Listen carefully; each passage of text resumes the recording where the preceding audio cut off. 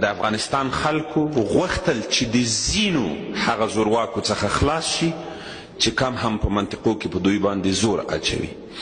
دا هم منم چې په ډیری ولایاتو کې به درغلي شوي وي، په انتخاباتو کې به لاس وهل شوی وي، په هغې کې زما کار نشته. اما زه غواړم د خوست د ولایت په هکله خبره وکړم چې دلته یې ویډیو نشر شوه. جناب رئیس صاحب، د خوست ولایت 12 ولسوالۍ 3 اداري واحده لري.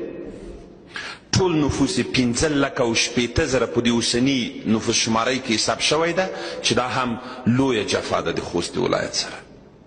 د خوست ولایت په دغه ویډیو کې 2 ولسوالیو نوم واخیسته شو چې معاون صاحب د ولسي جرګې یو مکتوب لیږلی چې ګویا د خوست د ولایت د سپیرې ولسوالۍ او یا هم د تڼیو په ولسوالۍ کې پاکستانی وزیرو ته تذکیرې ویشل شوي دي.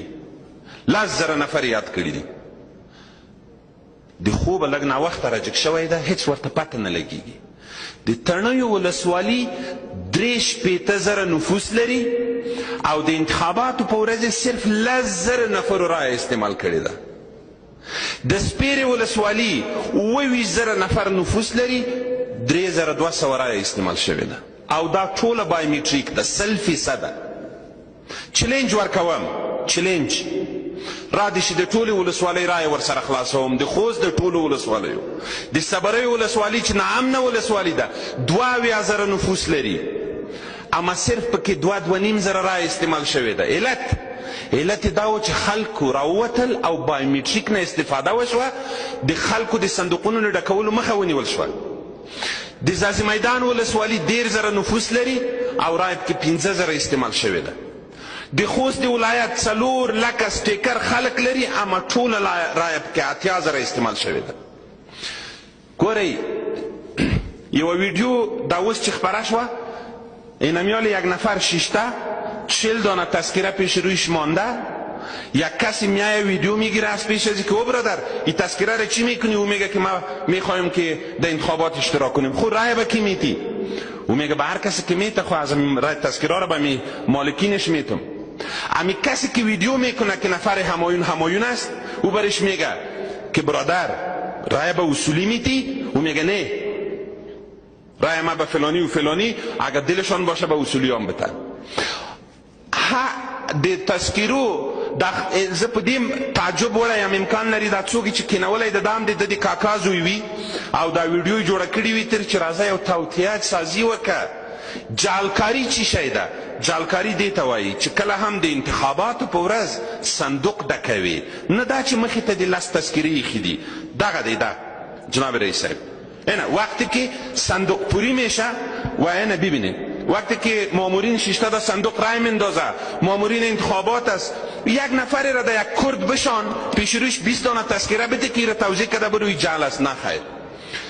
در خود قریه جناب معاون صاحب او 72 رای دارم، من 64 رای دارم.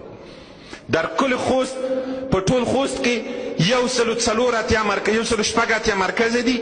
په 102 مرکزونو کې سټیکر شوي رایه لره. زه ورته 2 خبرې کول غواړم، ځکه دا ویډیو ډېره خوست ته دغه کړې وه چې خوست کې جعل شوی دی. د خوست رایه دې د وزیرو په نوم نه بدناموي. جناب رئیس صاحب، چې ته هم په دې پوه وي، د پکتیکا ولایت 2 بسته ولسوالۍ وزیر لري چې هغه افغانان دي، د ډیورند کرښې دې خوا اوسېږي. د وزارت دفاع ویان د وزیرای ده، د قل اردو د قماندان د وزیرای ده، هغه د افغانستان وزیر دی.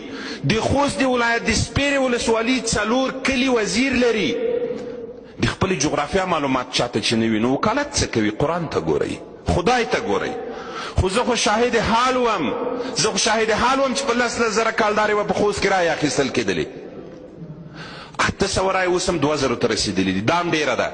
په هغه ورځ زه پوهېدم چې ډوزمارانو ته څوک رایه نه ورکوي، په هغه ورځ چې دوی خپل ولس پرېښوده. ولس مه پرېږدئ تر څو خلک رایه درکړي. د خوست د ولایت انتخابات شفافترین انتخابات په دغه تیرو 3 انتخاباتو د ولسمشرۍ او ولسي جرګو کې نه دي شوي. تر ټولو بایومیټریک انتخاباتو 90% رایه د خوست د ولایت بایومیټریک ده او زما د انتخاباتو د کمیسیون نه هیله دا ده چې ټوله بایومیټریک رایه دې حساب شي او غیر بایومیټریک رایه دې باطله اعلان کړي. مننه. تشکر.